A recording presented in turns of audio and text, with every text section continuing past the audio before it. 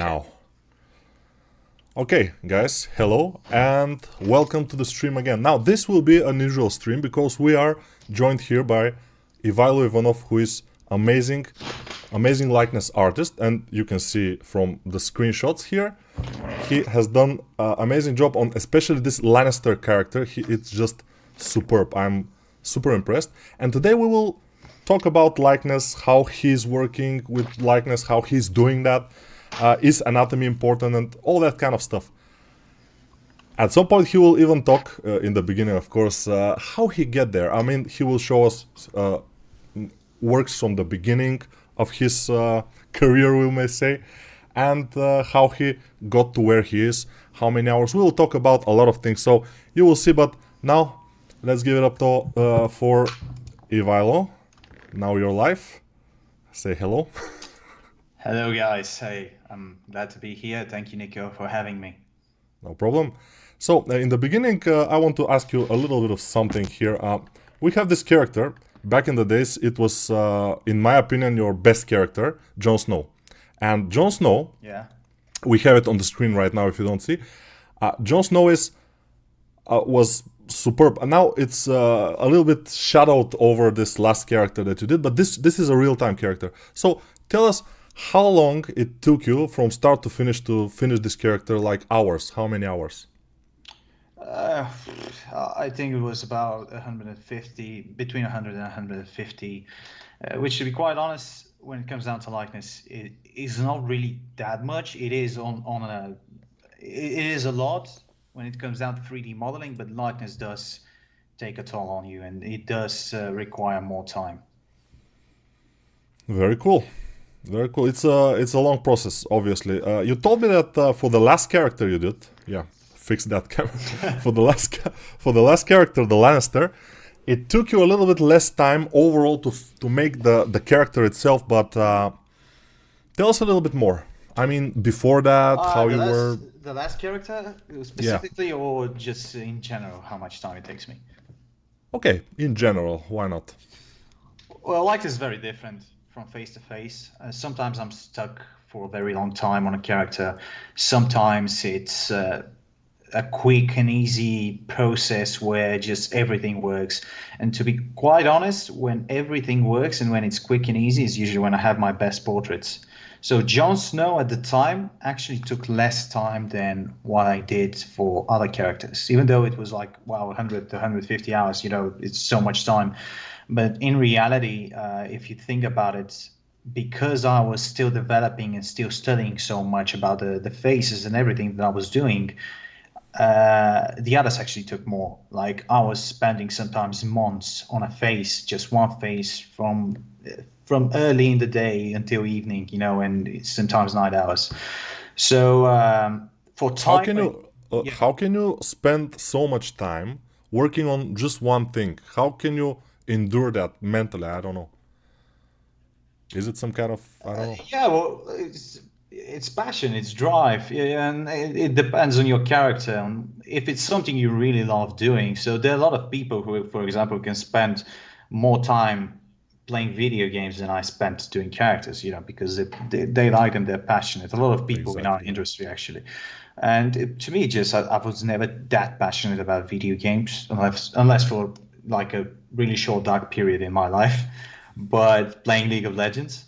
But other than that, I would say just passion, drive to be better and to compete in a sense. I really admire a lot of, well, not a lot, but there are some artists that I admire that do portraiture like me, and I always, people say they are inspired by other artists' work, but to me, I look at them and I usually feel bad about myself. I feel like I have to improve and I have to reach a certain level.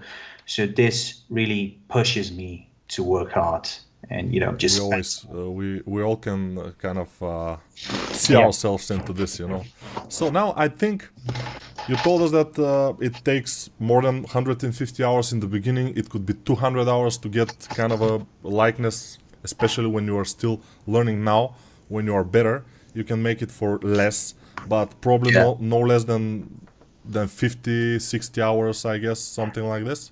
Yeah, I would say that's the low uh, the low end of the spectrum when it comes down to how much time I spent. With my latest one, Tywin, was very interesting because Tywin was the fruit of a very long labor. So when people ask me how much time it took, technically it took about 3 hours or so. 3 hours, 3 weeks or so. It didn't, it 3 weeks. didn't take no 3 weeks. 3 weeks, yeah. Yeah, so I'm not sure how many hours that is, but let's say if we have 20 days with on average 8 hours, it's like again 150, 160 hours. But it was a level above, I'd say, my previous work. So the thing there is that actually this is my first finished portrait in Arnold. Everything before that was real time. I never did offline rendering. Maybe in the beginning when I was learning 3D, but other than that, all my portraits were in real time. First in Marmoset and then in Unreal Engine.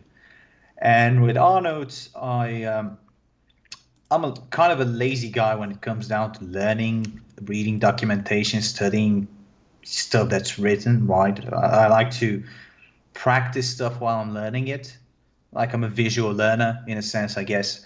So Sefki Ibrahim, I don't want to butcher his name too much. Everybody knows him, I guess. Yeah, everybody knows him. He released a course last year, and when he about Arnold, rendering his hyper-realistic portraits in Arnold. And when he did that, I just thought it's a perfect moment to start learning Arnold. Learn from one of the best, somebody that's in the top of the industry. So I got Arnold. I always had Arnold, but I started learning Arnold from his course. I decided that I'll do a really hard portrait. So I've been doing these historical representations of Bulgarian figures, right? And I wanted to do Hristo Botev. Probably a lot of people that are foreign don't know about him, but he's like a big Bulgarian hero. And previously I had done Vasil Levski. Now I wanted to do the other big name in our history, Hristo Botev. But those are images from 19th century. There are 3 images that you could barely tell anything from. So it's a long process. And can you show us something? I mean, while we're talking, like show us his images those. Yeah, those images that you're talking about. It will be interesting to show. Just share the screen. Yeah. Just give me a sec. And keep in mind, these are heavily retouched, so you have to figure out what is retouched and what is not. Just remember your thought. You get to the point that you were working with very low quality images, but we have few questions we want to ask. I mean, the chat wants. Right now? Okay. Yeah, so where do you work currently is one of the questions. I freelance. I don't stay too long in one place. The longest I've spent is about 2 years with Roati Digital. I spent it working on Dragon Age Veilguard. I know it's not my favorite game either, but it was a fun project. It was a fun team. Oh, it's a cool game, yeah. I mean, not the best game probably, but it's a well-known game. Yeah, it's a well-known game, but I don't play games. I really don't care that much. As long as I enjoy the work, the title is not that important. I also ended up spending some time on I can't share a lot, on a Warner Brothers produced title. But that was again with Roati Digital. That's the longest time I've spent with one studio, about 2 years, I believe.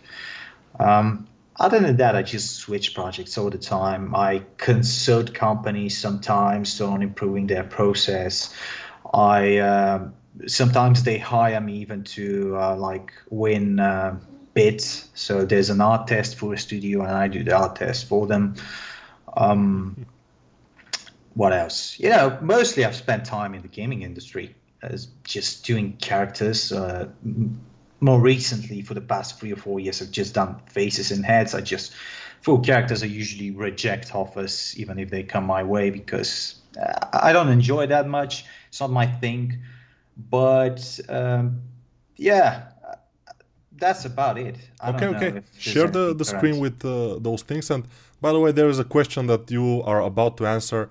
Can you share an experience where capturing a likeness posed a significant challenge? And you were talking about this exact thing because you are working from very old photographs, which are kind of not very good quality and everything. So let's see. Am I sharing the screen right now? Yeah, you're sharing it and you're seeing this. So this is the most famous photography of Hristo Botov. Yeah. Doesn't have too much shading, It doesn't have any shading, and the thing is, it is retouched. So if you spend some time into learning about how in Victorian era people retouch their photos, you're going to learn that a lot of the features are actually lost because people try to appear they try to look better, smoother, like the filters now from Instagram or whatever. Yeah, basically that was like 19th century Photoshop or filters. So they did this a lot. You barely can find a photo from that era that wasn't retouched, actually. Yeah. So a lot of this process involves just studying the silhouette and the shape of the skull and everything, and trying to find in your mental library whether you've done similar faces before. And then when you know you've done similar faces and you find some similar faces on the internet, you try and take a thing or two that you think would fit on that face. And it's really hard to build a natural looking face from such a low amount of information when you have just this photo, right? So this was my first project that, let me stop my sound on my phone, sorry. So this was the first project that I took with Arnold and decided that this is a portrait I'm going to build and while I'm learning Arnold. And I spent 10 months on it, right? In the end, I did manage to get a very realistic looking face that I'm not going to show to you. It's still a secret. I'm still planning on finishing it. Okay. But I did manage to get a realistically looking face. But once I put the hair on, not the beard, everything else was working. Beard, eyebrows, eyelashes, right. It was looking great. Like to the level of Tywin Lannister, by the way. And once I put the hair, I just lost the likeness for some reason. There was something that wasn't working for me. And after spending so much time, I decided I have to restart my eye and just refresh. This is something that you should do sometimes, especially when you do likeness. Your eye tends to get tired and start seeing stuff that isn't there, or start seeing things that are worse than they actually are. So you think your work is actually better than what it really is, or the other way. That's pretty important with everything, actually. By working from the reference is the same. I mean, it's the same for all 3D character artists. True. Because we have to work from a reference, and we have to restart every time. True. And the best couple of hours restart. The best way to restart, I thought, was I would just start a new portrait. And I spent a long time without updating my portfolio. I felt like I had stepped a bit higher this time in terms of what I can do. So I decided I need to do like something for my portfolio. And in order for this to be quicker, I just decided I'll do a face that I've already done in the past. In this case, Charles Dance as Tywin Lannister. And this way I could also not just do it faster, but I could also just compare how much better I've gotten, in a sense, right? You know, the distance I've traveled. Okay, let me stop you here a little bit. You're talking a lot about Arnold, but do you think that the render is that important? I mean, the skills, you're thinking that the render is important? It is important, yeah. It is very important. You cannot compare offline to real-time rendering in a sense. It's always going to look better when you render things in Arnold than in a real-time engine. But that being said, it's not the be-all, end-all, not at all. Like, the most important thing is always the skill of the artist. So I would say, if I have to rank it, I would say the most important thing is sculpting. Exactly. Just being a good sculptor and just knowing your shit. That's the most important thing. While you were on this, can you start by exploring your past, telling us how you started all these things, And what you were as a child? Were you drawing much, or were you going out to the discotheque or whatever? Tell us a little bit more about this. So I've prepared this big PureRef file with my timeline as an artist, like going back about what? This the That would first be one is interesting, when I I guess, was yeah. 8 years old, so about 20 years back. I'm But you're not 28 now. sharing the file right now. If you think you are sharing the file, Yeah, I thought I was sharing it, but you are sharing the browser right now. yeah. Still, I mean, Let me yeah. see how I can You adjust have to that. share your entire screen, and it will be easier, I think. Not the Yeah, application itself. I think that should be working. Am I sharing now the PureRef? Now, yes. Okay, so a lot of people come to me and ask me, how did you manage to to achieve this result? How do you do that? How do you do that? And I'm pretty young, so maybe a lot of people think that I was just born with knowledge or something, or there's like a life hack to do things quickly. But actually, I don't remember a time in my life when I didn't know what I was going to do. I always knew I was going to be an artist, like even since I was 4 or 5 years old. So I was drawing since very young, and then gradually I entered 3D. I'm going to tell you later how I entered 3D, but you can see there's some old drawings that I found when I was like 8 years old, little homie.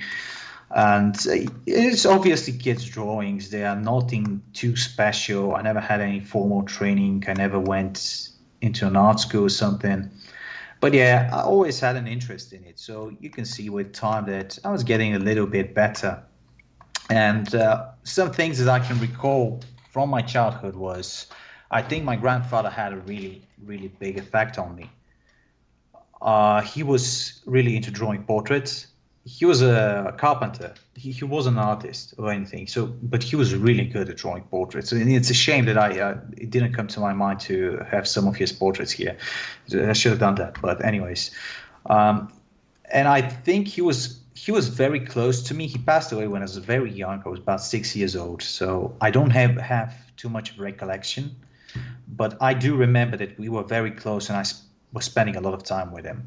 And I think to some extent I was admiring him, and that stuck in my mind. That's why when I was very young, I already knew what I was going to do. And yeah, these are my first entries. That's I Not can, bad. So you told me in the previous, where we're speaking just before this, you yeah, told me that you were drawing all the time when you were at school, like in notebooks or whatever, yeah, yeah, drawing. Uh, I think many people can relate. recognize themselves in this, because I was like this. I'm sure that many people were like this. While you're listening in class, you are just drawing from boredom or whatever, because most of the things Yeah, they teach us in school are not very useful. not at all. But it's nice. I mean, it's fine. It's fine. We were drawing. At least we will learn how to draw. It's fine. Well, yeah, it's what we're doing right now, so does it really Yeah, matter? Yeah. of course. But yeah, there's a big gap. So if we go into the next slide, you're going to see 16, 17 years old, poly modeling 3ds Max. So there's this big gap, and this big gap is related to the lost 3D forums that I participated in, right? There were some places that I would share my work. Like after I got my first computer, it was around this time when I was 10 years old. I started doing some 2D animations. I was watching a lot of Naruto, and it's like this Japanese anime about, Everybody knows yeah, Naruto, yes. yeah, people fighting each other.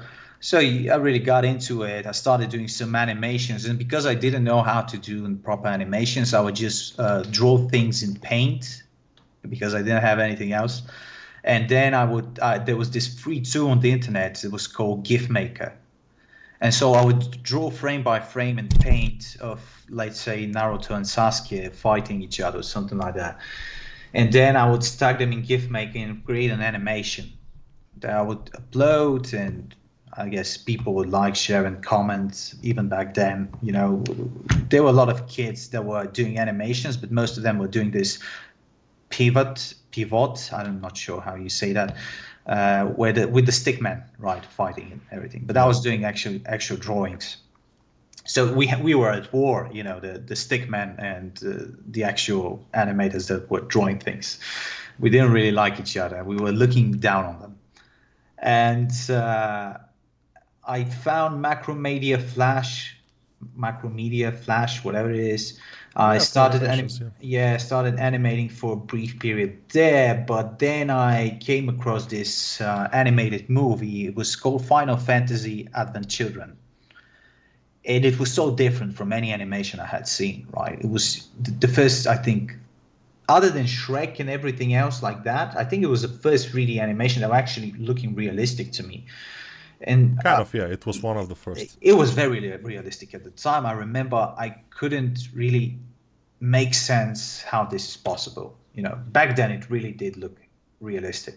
Even now it looks like a PlayStation 2 game, I know. Yeah, now it's look horrible, definitely. Yeah, but it's tough to explain to people. It's hard to explain to people how amazing it looked back then.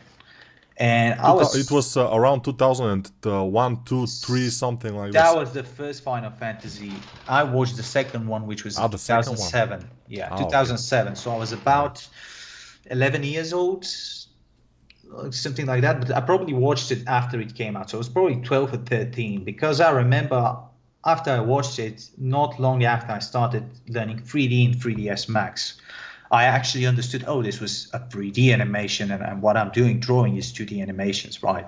So I get into 3D animations, and then I get 3ds Max, and I find some tutorials on the internet. So you started with 3D Max? Yeah, for a very long time. In the beginning, it was my start too. A couple of years, only 3D Max, only poly modeling. It was. Yeah, I think a lot of Bulgarians started in 3ds Max. Yeah, most likely. Yeah. Easiest to get your hands on it. Yeah, many probably people don't know, but we are from the same country. I mean, Bulgaria. Yeah. So, yeah. Yeah, I'm Bulgarian as well.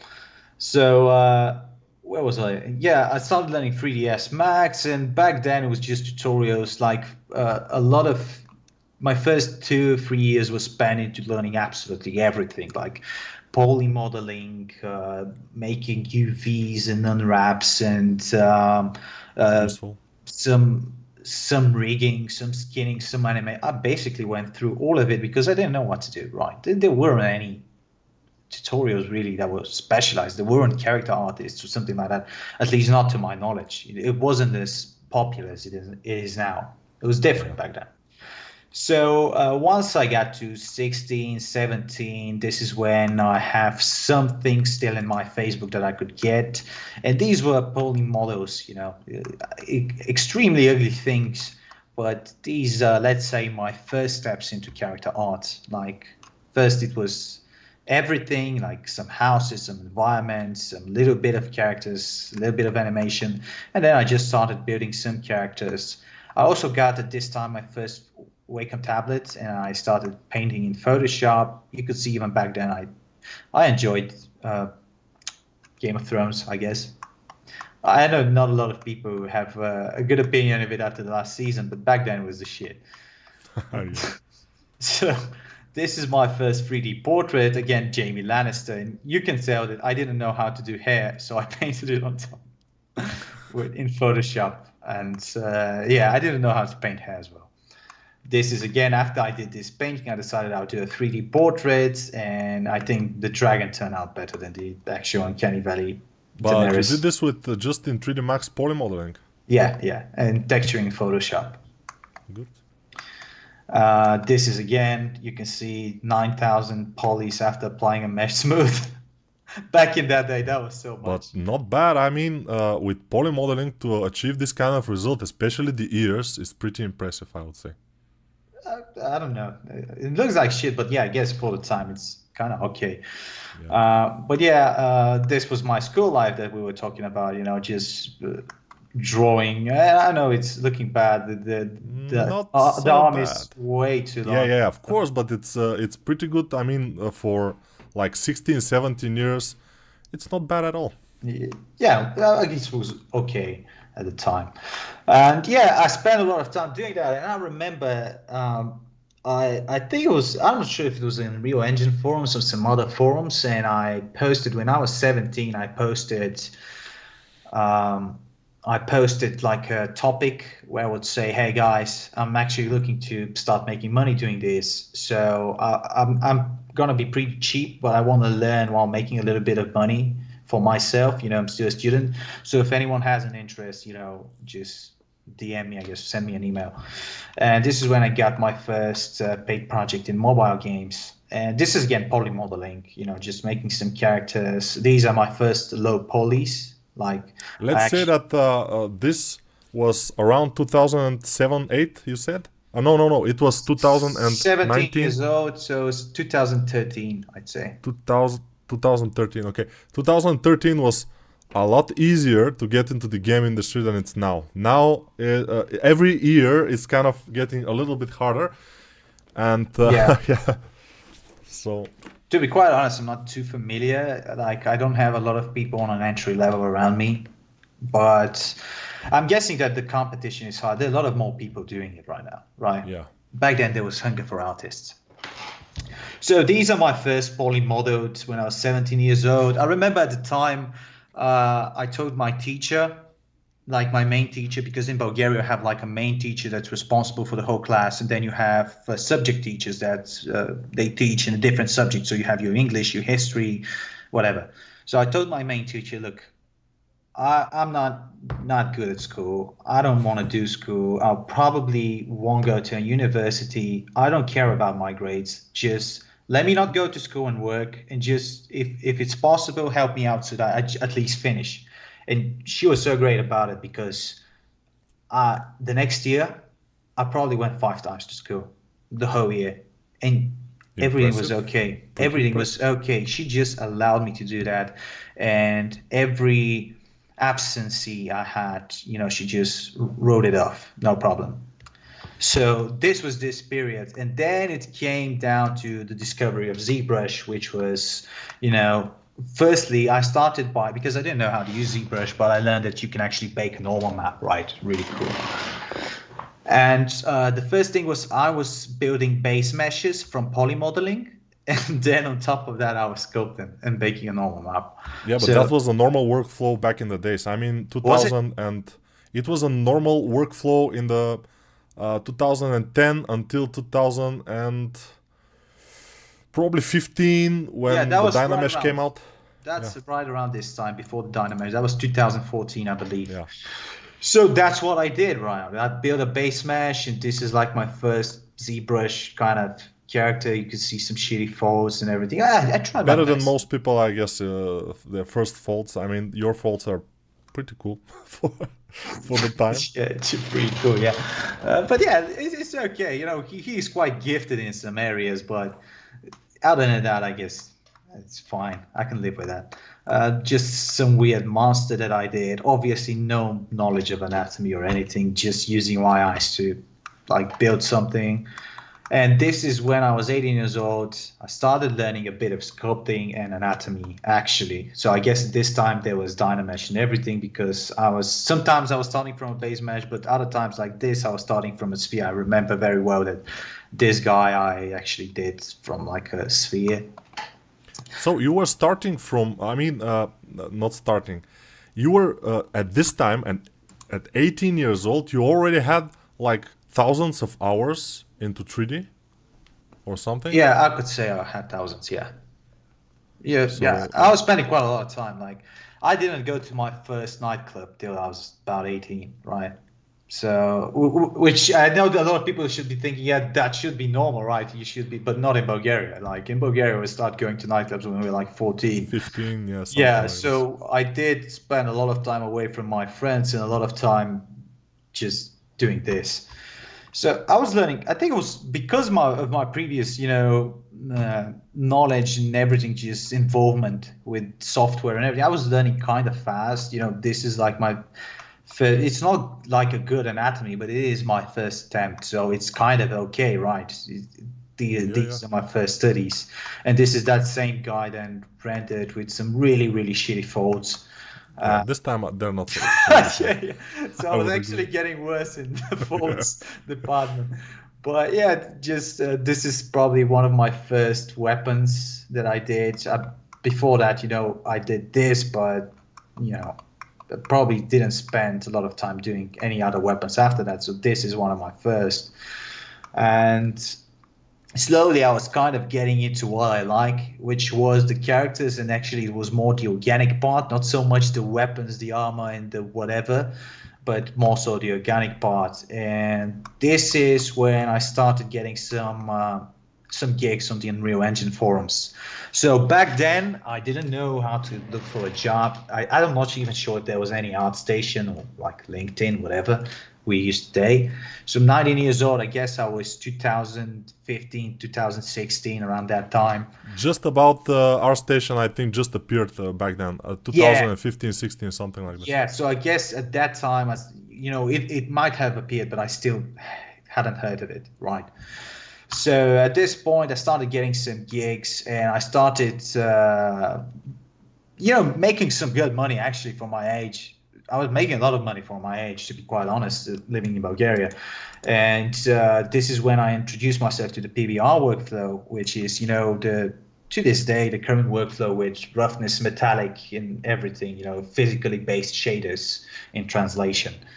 So these are some of the projects I did back then. Now, if you ask me what was the E4, I don't know. I have no idea. Like 90% of the projects I worked on, I don't remember. It was just some stuff, right?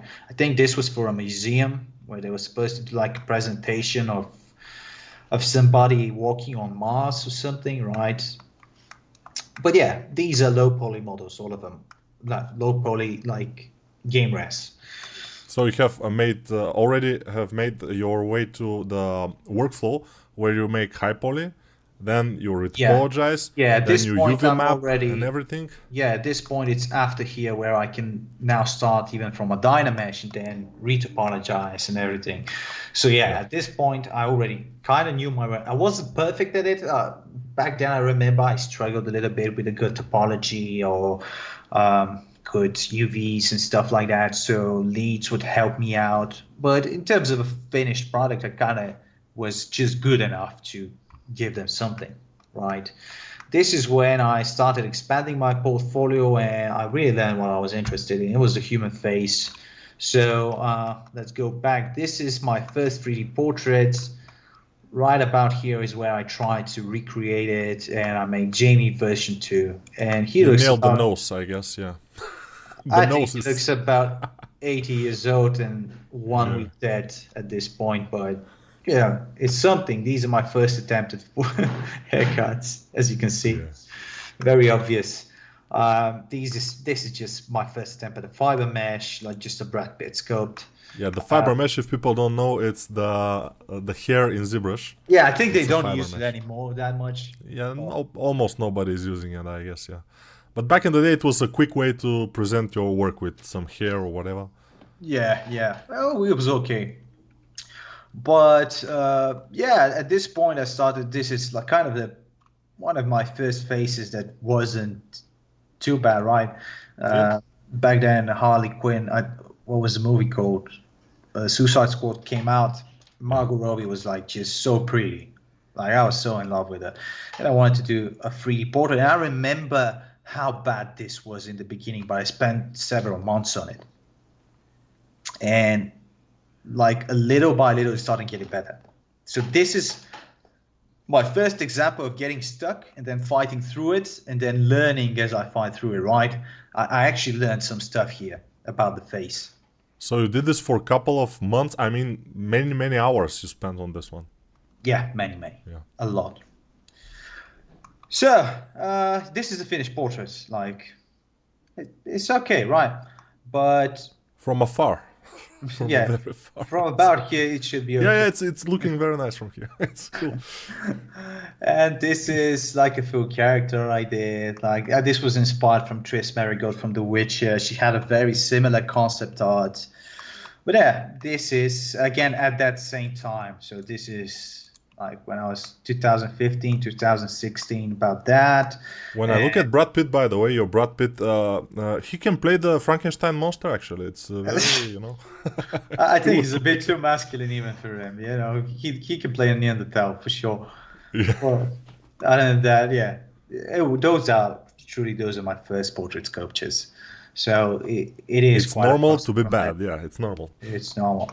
Now, At this point, I had to save money and move out. So basically, my dad had kicked me out of home. I was living in my grandmother's, and I had to take gigs. I remember for this first project, these images here, the guy was offering about 300 or 400 US dollars per character, which is very low even for back then, right?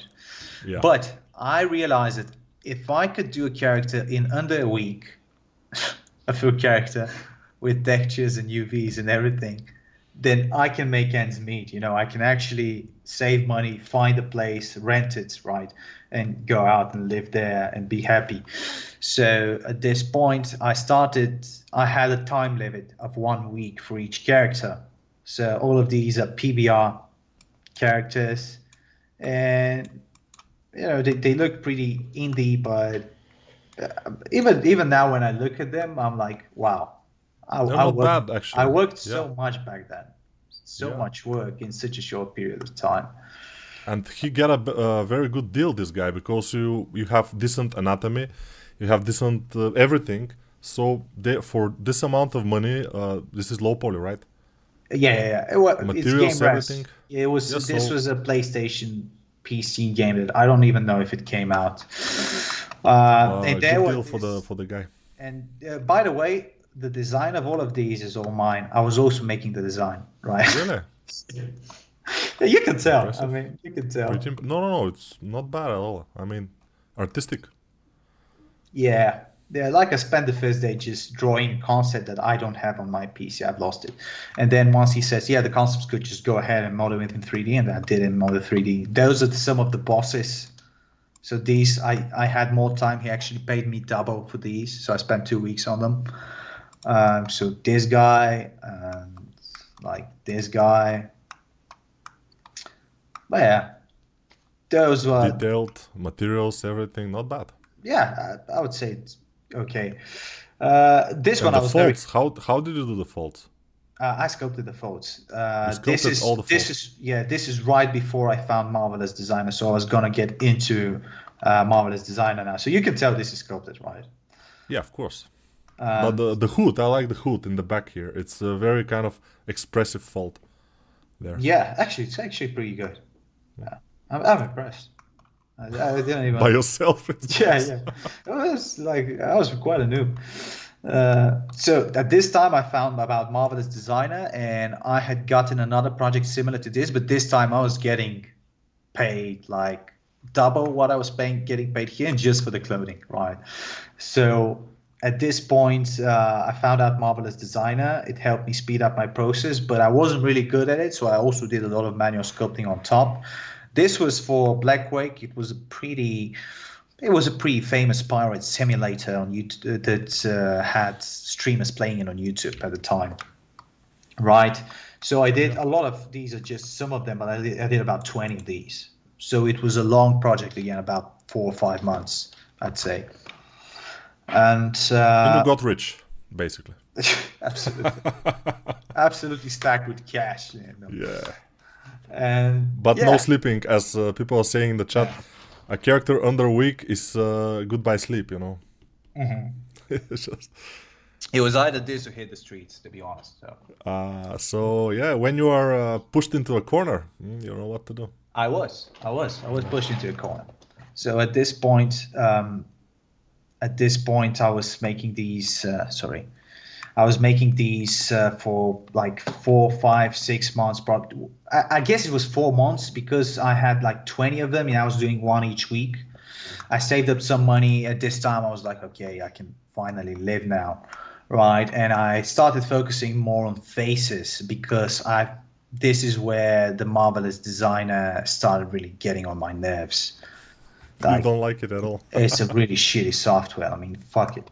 And at this point, I was like, hey, let's go back to something I enjoy more. So I started focusing on faces and likenesses quite a bit more. So this is when Jamie version 3 came out, like this mobile game, Jamie. Yeah, it looks a little bit like a caricature, but not so bad. I mean, it started to look like Jamie, actually. It actually looks But there is a question in the chat, actually. Yeah. Some guy is asking, I will probably answer. Do you believe somebody in their 30s that has never drawn in their life can pick up sculpting and become a master with enough practice? The question is not if we believe it. The question is if you believe it. If you believe it, probably it will happen because you will put the time necessary, and the time necessary is a lot. So if you are ready, and if you can put this huge amount of time in your 30s, it's fine. Usually people cannot because family, because work, and stuff like this. So that will be the problem. But if you can, it's fine. Technically, it's possible, but it's highly unlikely. Yeah. To be quite honest. Why Marvel's designer is shitty? Why do you think? There's a question from the chat. I have a problem with my temper, and I have a problem especially when I'm not in control of things. So let's say I'm a control freak, maybe, I don't know. But Marvelous designer just decides to do its own stuff. Like, it doesn't care what you think. You just set up something and then you start to simulate, and then you have your pants over your neck coming out and then just flying away in the distance, and your PC is crashing, you get a blue screen, and you don't have enough RAM, and you don't have enough GPU power, and it's just a piece of shit. You know, it's not my thing, and I really like to stay away from it. Do you remember how much RAM do you have back in the days? I mean, exactly those days with Marvel's designer. 16? I would say about 8 to 16.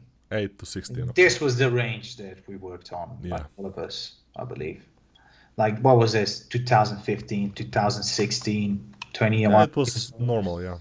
Yeah, so I guess it was, if I was 21, then it was 2017, I guess, 2018, something like that. Yeah, these are some more haircuts, you know, obviously very bad. So No. This first one is nice. It looks like a painterly style. I mean, it's a different style. It's fine. I was actually going for realistic, but this is what I could do.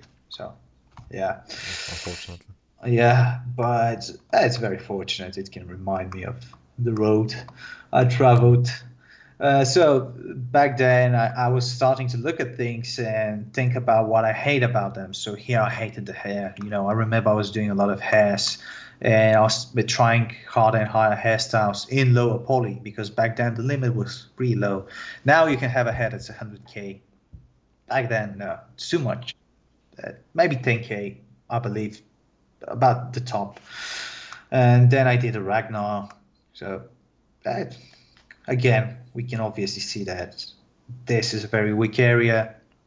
Other than that, it's kind of fine, I guess. But you were practicing heads a lot during all this time, right? Yeah. A lot at this of heads. point, yeah. Because it's visible that your head anatomy and everything improved quite dramatically.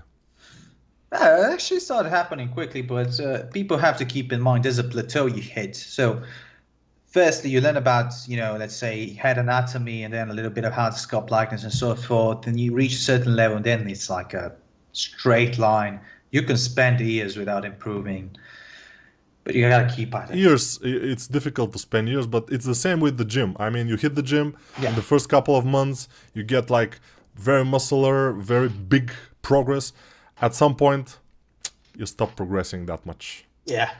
It's very similar to that. So the higher the level, it's the harder to progress. So the first steps are usually the easiest and the most important, but the easiest.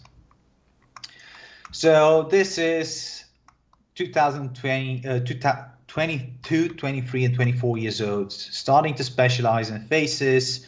This is when I decided this is what I want to do. And I started doing a lot of practice from spheres. So you started to specialize in this just 3 years ago, like something like 3 years ago.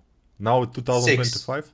6 years ago. I'm 28. I started in 22, when I was 22. Ah, this is your age. Okay, I was thinking that this is the year. Okay. Yeah. So quite a bit of time. 6 years ago, yeah.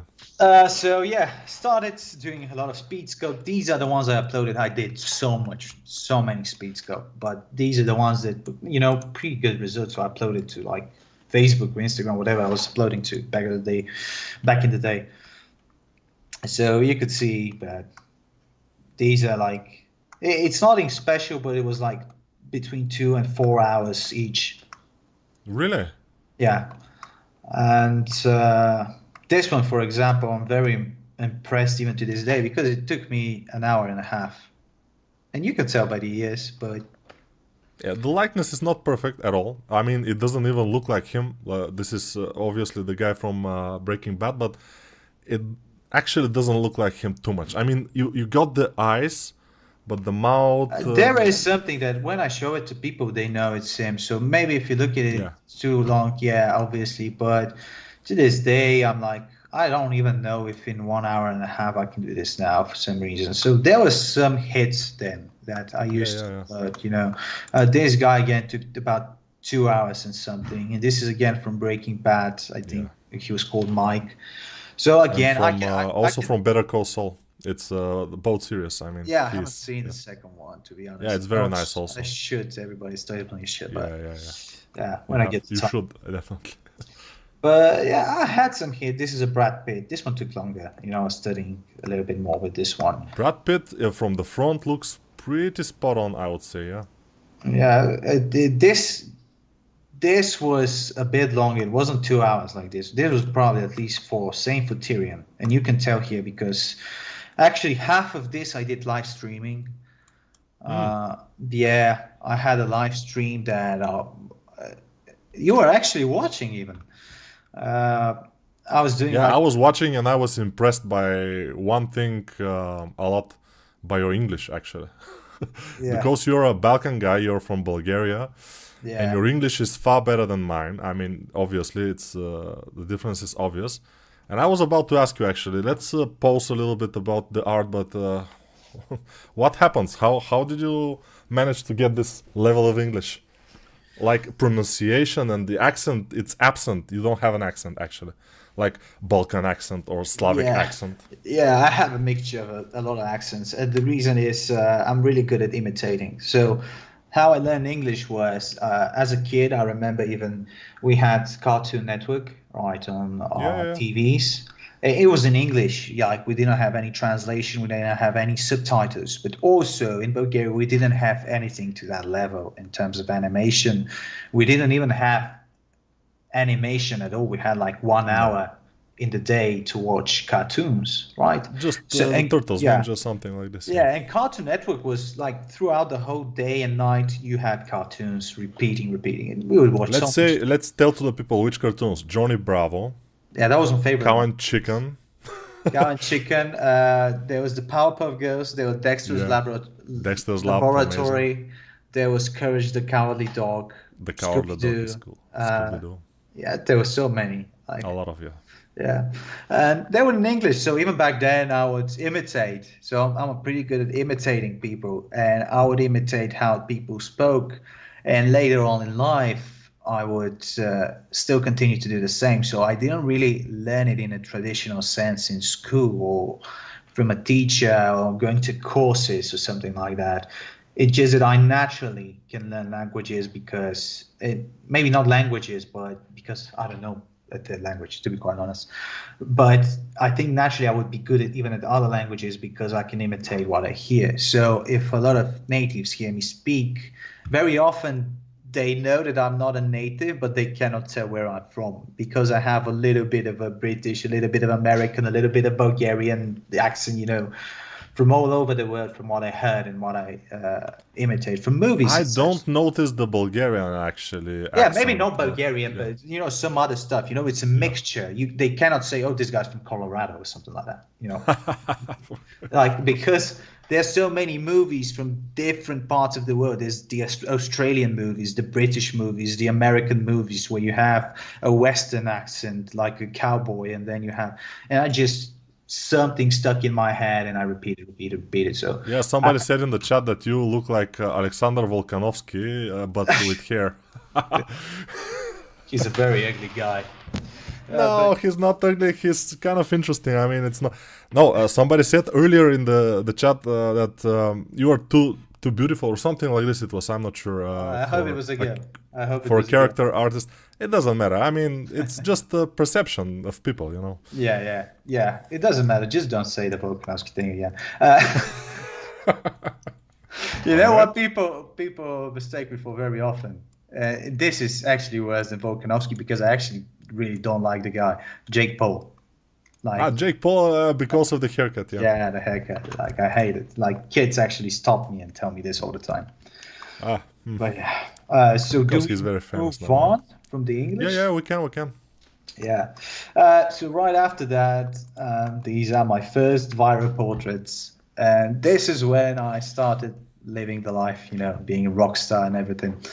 Back in the day, you had on ArtStation, you had a section that was called Picked. Like now you have trending community. Back then you also had Picked, and you would have an ArtStation editor specifically pick artworks to stay in the Picked section, and that will get you a lot of exposure, right? So this was the first artwork. Again, it's a Brad Pitt, the first artwork that got picked, and this is when I got a lot of exposure. I remember this got like 600 or 700 likes. I was like, wow, I'm truly special. And this is, I think, my second one, which was another remake of Ragnar Lodbrok, right? Yeah. And a lot of work offers had started coming after The Witcher. So there was this build up into getting into a level, and once I got to a certain level, that's when work came easily with the Witcher. What kind of work, actually? Faces, mostly, but also character art, but a lot of faces. So tell me something. While you were working on Brad Pitt and the other things that led to Brad Pitt, you were working also for freelancing, like for characters, and you were doing full characters, or no? Yeah. I was doing For money. For money. Yeah, I was making money, but a lot of people ask me, what did you work on back then? And I have absolutely no recollection. And I was actually working on AAA stuff as well. Like I remember I had a project on working with Ubisoft, and it was about a cinematic trailer or something, or like a proof of concept for within the studio. I was doing characters for that, main characters actually, and I don't even know the name. Like at one point, another question. For Brad Pitt image, have you worked? I mean, is there Photoshop in there, like the smoke or something? Yeah, the smoke is photoshopped, so it's like a 2D texture that I did. Okay. But the cigarette is actually an actual 3D model with an emission map. Nice. And the hairs for those characters are made, those are real-time hairs? Haircuts. Haircuts in Max? You can tell, look. Yeah, but isn't it in Max? Yeah. Yeah. Here haircuts as well. Okay. The beard and everything. Actually, one thing that my father pointed out about this, it actually doesn't work because, and I wasn't the smoker at the time, so I couldn't tell. But you would have to have your lips sealed for the cigarette to produce flame. Yeah. You have to, inhale from the cigarette itself. So he doesn't know anything about 3D to the point where if I show him this, he wouldn't distinguish it from a photograph, right? He's so far back. But he immediately noticed that. Just the human mind. Yeah. Right. This is a special for Nico. I just left it out here because I know it's your favorite. And I remember back in the day when I did it, you really wrote to me, and you were really cool about it. So this was just superb. I mean, it was ahead of its time. It was ahead of its time for me, for what I could do. I spent a lot of time trying to recreate that level. So this is the plateau that I hit, that I was talking about earlier. So when I did this, I spent a lot of time before I could actually improve my results. This came right after The Witcher. Do you recall how much time the Brad Pitt took, like how many hours, and The Witcher how many hours, like more or less? I'd say each one of them took about between 2 or 3 months. 2 or 3 months for each portrait? Because I was still learning, yeah. Yeah.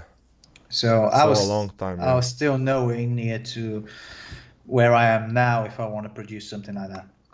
I want to emphasize a lot for the people that likeness should not be taken very lightly. It's likeness, but not lightly. You shouldn't take it lightly. It's not lightness. It's not lightness, it's likeness. So it takes time. It takes a lot of time, and also it takes a lot of hours before you start doing real good likeness. There is no starting to do likeness. For me, even if I start doing likeness right now, it will take months or even years for me to start doing good likeness, not even on the level of Brad Pitt here, probably. I don't know. It's not that easy. You have to specialize in it, and you started specializing at some point, right? You started specializing, and then you produced Brad Pitt, then you produced Ragnarok, and then you produced The Witcher and Jon Snow. Yeah, And after that, it's just upwards from there, you know. And keep in mind, if you're really into that, there's gonna be a point where you will be hating yourself and your results, and they're gonna look really bad. But if you're really passionate about it, you just have to stick through and go through that, you know, and you have to stick with it, because this is inevitable. And the way I explain it to people is very straightforward. The thing that we see the most is other people's faces. So our eyes used to a person's face. And when we see a person's face, you know, recreated digitally in 3D, we can immediately tell if something's wrong very easily. Even your grandmother sometimes. Exactly. So keep that in mind. It is probably the toughest skill to learn in 3D. And if you want to really do it, you have to keep in mind it's going to take time. If you rush it, there's no point. Just don't. Okay, there is a question which I was also a little bit curious. How do you monetize likeness? I mean, you are posting this, people are liking it, it's going viral and stuff. What happens then? I mean, you get some offers for people to make likeness for them, some what? Depends at which point. Like at one point when you get your rates up, you know, you no longer make likeness for people to just have it, you know, so you start working with studios. And one thing that likeness really sells you is that you can work from concept.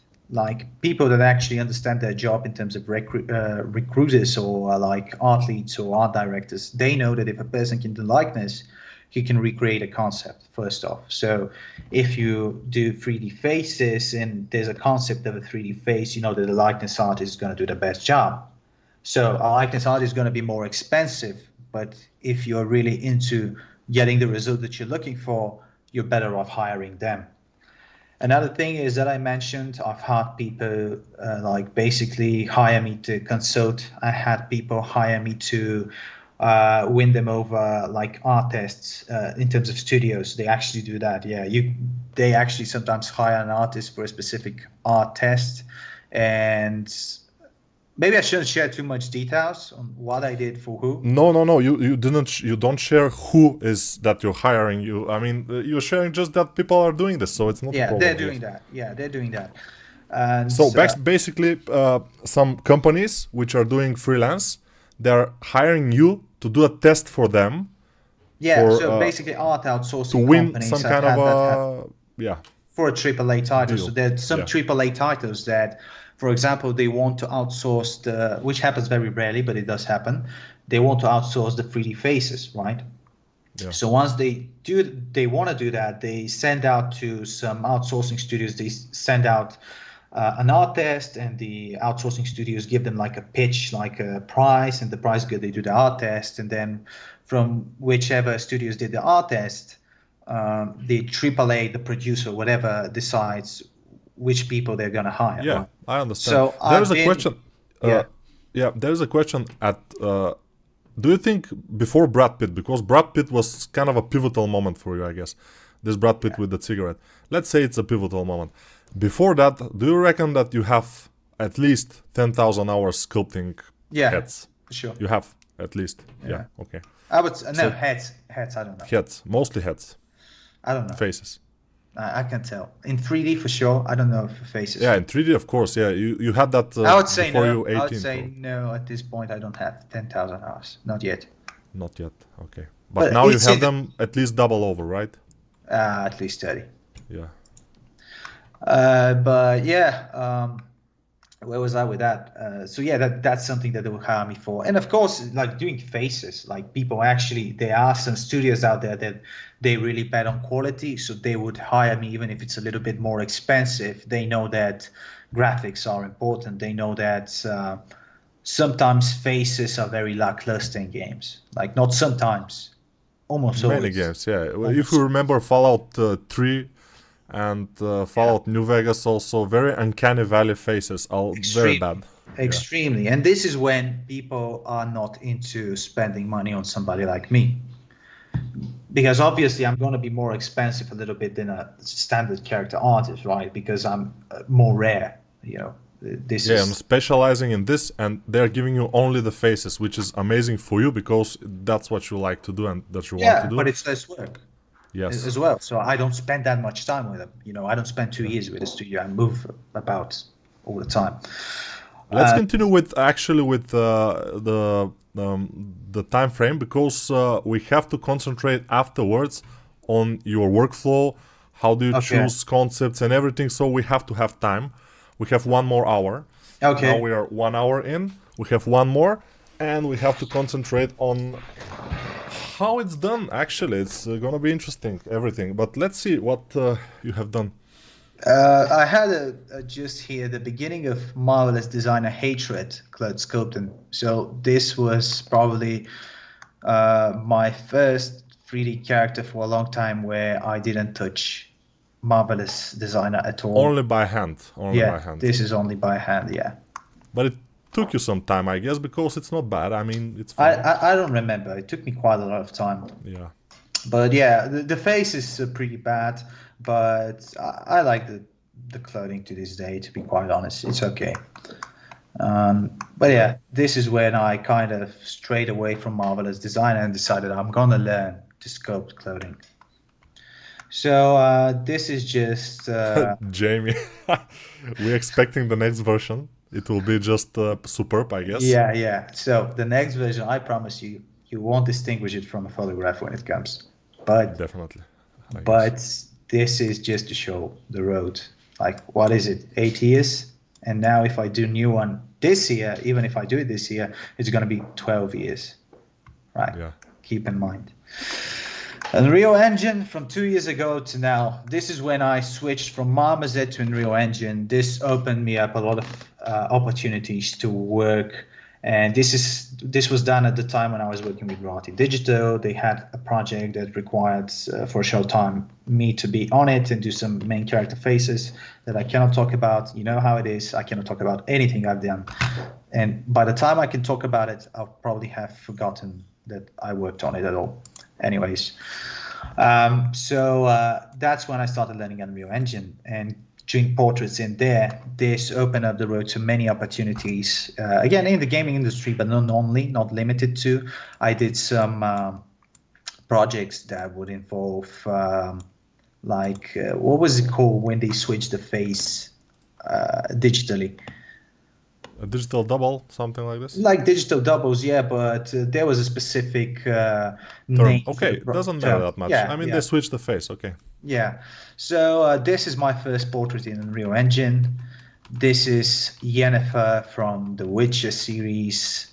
Again, this is a full character. If you want, I can show it in more detail, but maybe we don't have the time right now, so I'll pass through that. Nico, let me know. What? Do we show these in more detail? Just go past through them. I don't know how we do it at the time. Just go past through them. Maybe you can show a little bit more detail of the course that you made for Wing Fox. We can say about the course if you want. It was done on Tisea, yeah, but the course I don't have no. I'm not sure if I can even find it. Yeah, I don't even have an image on it. Okay. It was done quite some time ago. But it was done on this character, but rendered in Marmoset 2 back. So I guess you could find it if you go here. Sorry. Somebody said in the chat that if you are doing live, making likeness for 100 hours, he will be there for it. I mean... 100 hours live. It will be you will be there for it, but I won't be there for it. You can. Yeah. I'm going after the 8 hour. I'm done. No, it will be 2 hours today, 2 hours tomorrow, 2 hours after that, and 50 days it will be done. I mean, 100 hours. Okay, I think in case you guys are interested, I think this is it. But this is not an advertisement because Wing Fox is. Getting all the money from the course. Yeah, I think I'm getting like a percentage, but I don't even know. I don't make money from that. just I did it Yeah. just to learn to do courses, yeah. But that's basically the character that I ended up making in the course. So this is a previous version. I then went on and rendered this and changed it up for Unreal Engine. This is the Butcher, Butch, not the Butcher, sorry, Billy Butcher. So from The Boys. Then this is the historical figure of Bulgaria, that this very important figure in our history that I talked about, Vasil Levski. This took 6 months. It's very hard process. Let's concentrate a little bit on Vasil Levski actually right now. Okay. Let's okay. talk a little bit about him. So you told me your workflow, and tell me more about this workflow that you have for Vasil Levski actually.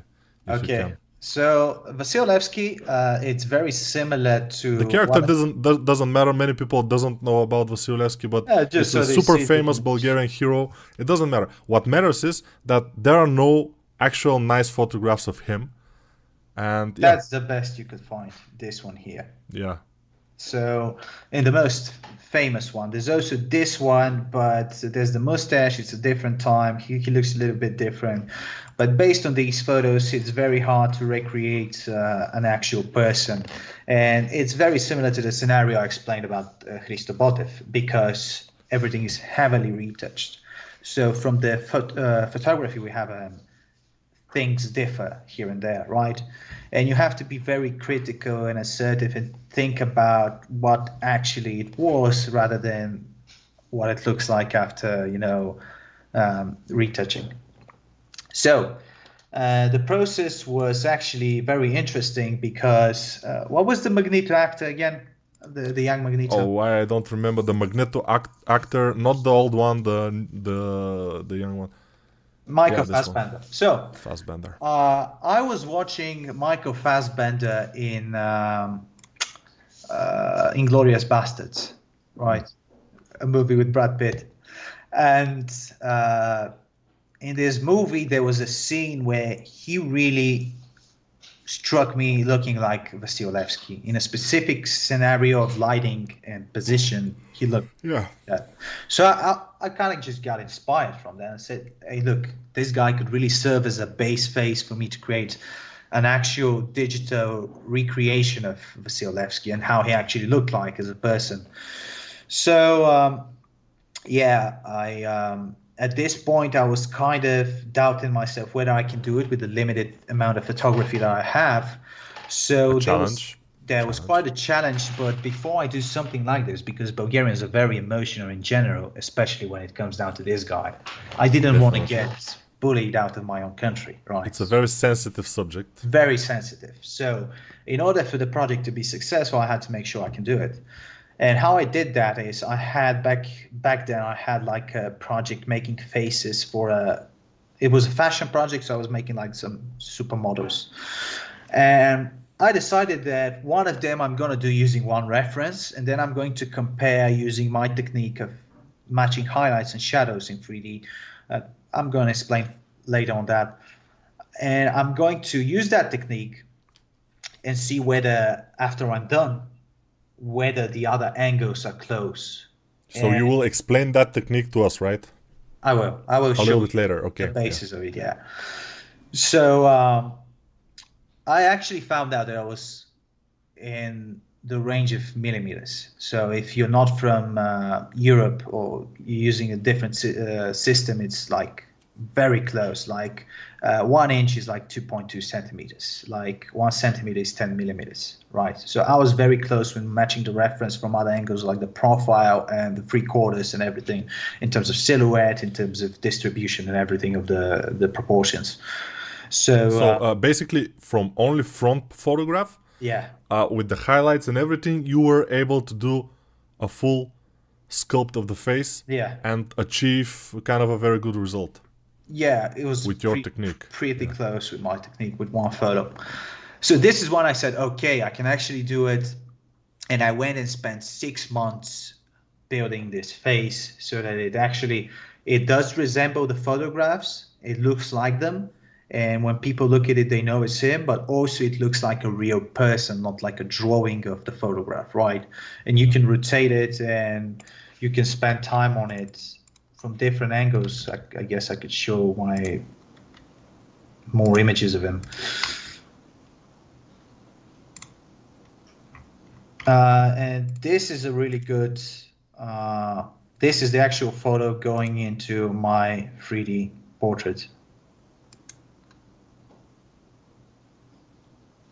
So you can see that again. Right, so this is the result I wanted to achieve. This is the 3D portrait, this is entirely 3D. And this is the first time that I guess people are seeing Levski from these angles. So it actually became really big thing in Bulgaria. Like I got about, I don't know, 200 views on Facebook, 200,000 views on Facebook or something like that. 100,000 views, yeah. Yeah, from the different people that shared it, because people would re-upload my video, right? And there were some political figures that re-uploaded it, and they had a lot of followers, so it made quite a boom. This is actually, I'm not sure if, maybe I can talk about this very briefly. This is when Associate Professor Nikolai Nino found me, and we started actually 3D printing my models and making monuments. So I actually have the monuments from iron, no, from metal. From bronze, yeah, metal, actually, yeah. So this is the sculpture of Levski in a 3D monument. This is going to be put in different villages and towns across Bulgaria. It's 90 centimeters. And I also did like, sorry, I have Your to hard drives are almost full. Yeah, it's terrible. Don't get me started. This is something that's coming out soon as well. This is going to be 5 meters in total. And this is a Bulgarian, the first Bulgarian ruler. The founder of Bulgarian country, founder, we may yes. say. Yeah, people say that this is the founder of Bulgaria. Yeah, it's Han, Khan, Kanas, whatever. I don't give it. Khan, shit, you know? let's say Khan. They're always, yeah. every day it's different. Like, I don't know, they're always in some dispute. But Asparuch, you know. So I actually, because of Levski, I actually got some different gigs that are actually going to create monuments that are going to stay, hopefully, long after me. So it was worth it in the end, right? I did something useful for people. Yeah. Yeah, so... Angelina Jolie is pretty good, actually. I would say Angelina's the best I've done in real time, for sure.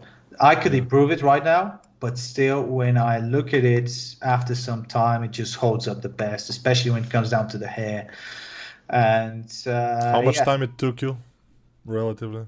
Again, as I say, the best ones take the least amount of time. So this took me about a month or less. Less than a month? Very nice. less. 2 weeks, 3 weeks top. For the founder of Bulgaria, Hanas Paruch, how much time did it take you? 2 months of sculpting. 2 months of sculpting, okay. Yeah, but it could be done much faster. We were working with a historical reconstructor guy. Oh yes, this guy was... he was changing stuff. Obstructing you, yeah. Yeah, so he would say, do this, and then I do it, and you know, actually, this is better. Why don't you do it like this? I'm like, the fuck, man. But yeah, so I would constantly repeat stuff. But yeah, whatever. He's a good guy. He wasn't familiar with the process. Arnold, 10 months of studying in and trying out stuff. And this is the final result. Tywin Lannister. Obviously, it's let's say my most realistic, if not my best, it's my most realistic result so far.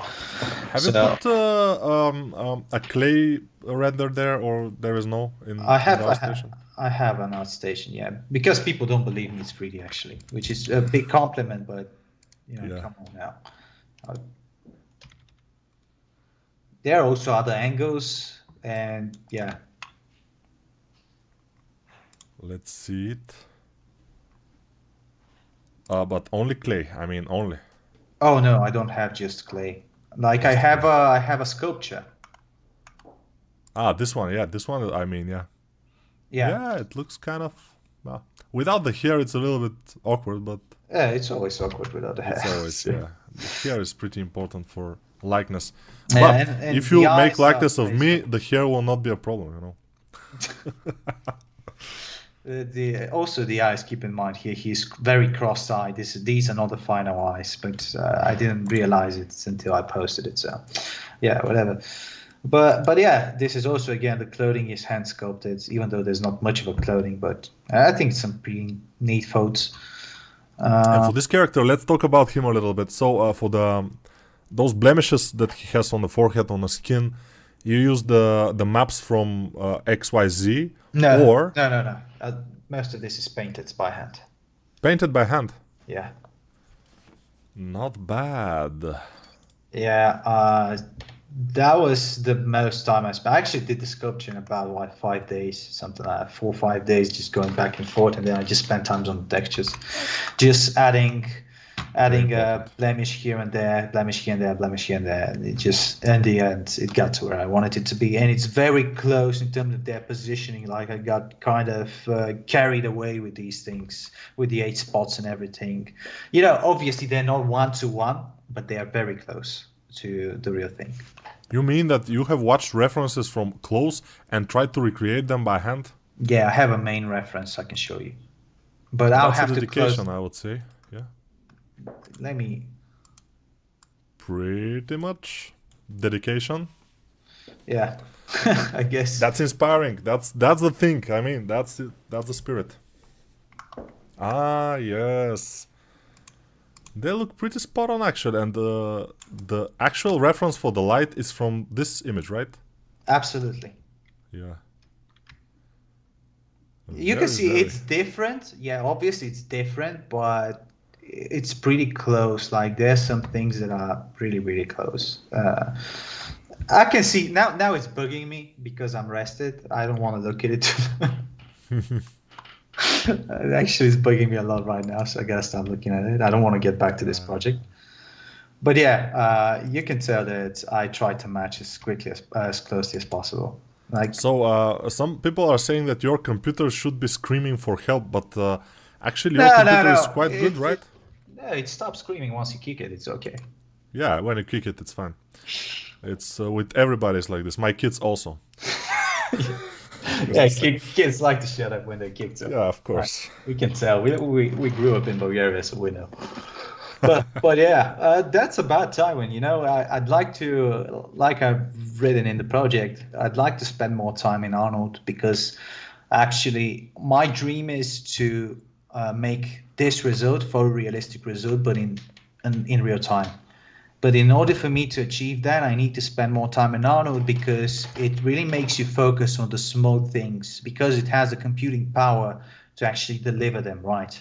Mm-hmm. So it's a different kind of a workflow to an extent. And I believe that spending some time on Arnold is actually going to make me better in real time. That's very interesting. I wasn't thinking about the render at all. I was thinking that likeness is all about the sculpt. I mean, render, who cares about that? If you make the sculpt perfect, then whatever way you present it, kind of, if it's decent, it's fine. No, it's not about that. Yeah. No.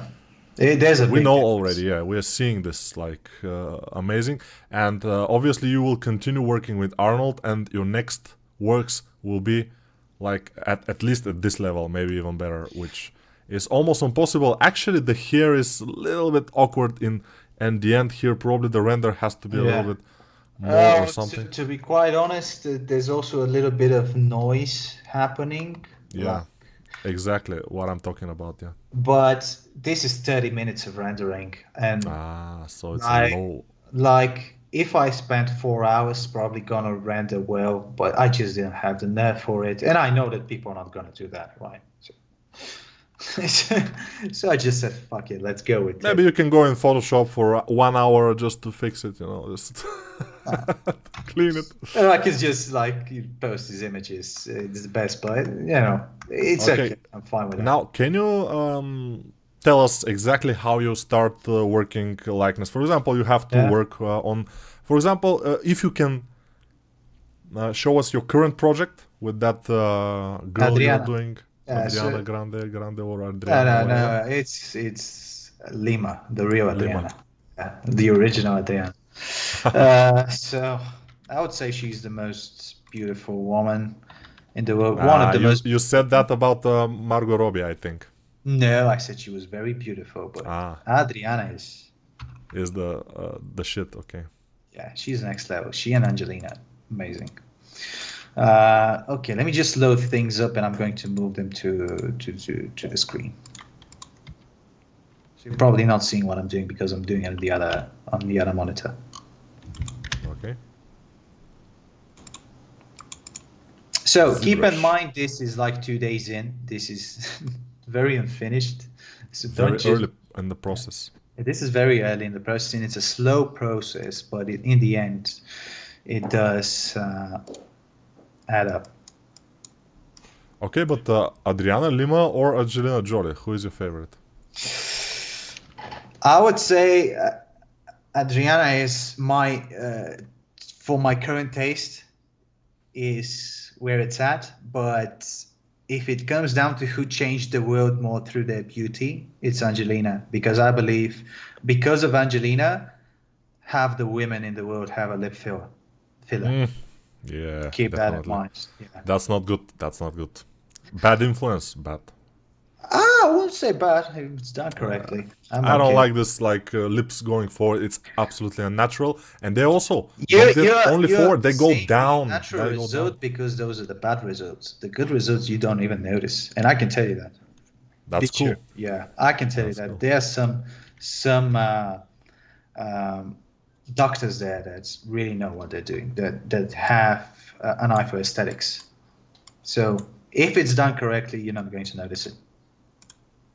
Okay, so now you are starting from the base mesh. So you're not exactly. starting from a sphere anymore. You're starting from XYZ base mesh, which in your opinion is one of the best base meshes around, right? Texturing XYZ? Yeah, I would say because they have the UVs prepared for the use of their library of textures. Exactly. Very, very useful, actually. It's really quickly. For a likeness artist, especially, yeah. Yeah, especially for a likeness artist. So the extent of my technique that I was talking about it is likeness and shadow. Now, this is not going to be a perfect recreation of it because this is not a finished model. So Yeah. keep in mind there are things that I'm still working on to get it right. But essentially what I do is I move the material specular line here, so basic material 2, so that we have a similar specular reflection in terms of its volume compared to a skin. I try and match the light based on the position of the iris, right? That's interesting, yeah. And this is when I start to get these. Do you see my cursor? Yeah. Right. Keep in mind the eye is in its very early stages, but look beneath it, right? Yeah. Now, keep in mind that you can do this in subdivision 1, and you can even look at the forehead. And how much you push out or push in, It changes the light. it changes the reflection of the highlight, the Yeah. depth of the shadow. And this is how now I know that the forehead is very close to real life, even if I haven't looked at, so I have looked at it, but I haven't used it that much Yeah. because it's reflecting the correct amount of highlight. You know, it's not one-to-one. You can never match real life light, actually, especially with ZBrush, but it's a really good tell.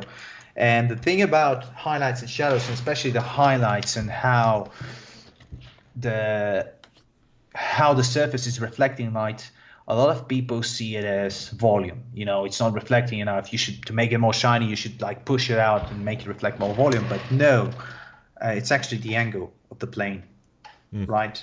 So why is this reflecting so much light? So this part here, because this plane is sitting directly in front of the light. You can see it from here. Yeah. That's very useful, actually. You see? That's a common knowledge, but people are not using it right. I mean, you learn how to use it right, and when you explain it now, even I can understand, right? Yeah, exactly. Some people are asking, by the way, if this can be achieved with Blender, and I think it can be achieved. Absolutely. Maybe, yeah, absolutely. Because it's a 3D program, it's not a problem. Even with Blender, you will get more realistic lights. With because Blender, it's ZBrush actually is better for that. Yeah. ZBrush is not actually a 3D program. It's a 2.5D program, we may say. It doesn't have realistic light.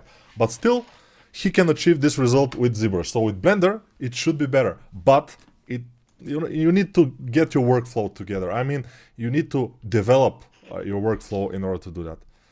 Even I mean, with realistic light, you put it there. A camera should be fixed and look through the camera, all that stuff. So another thing to keep in mind.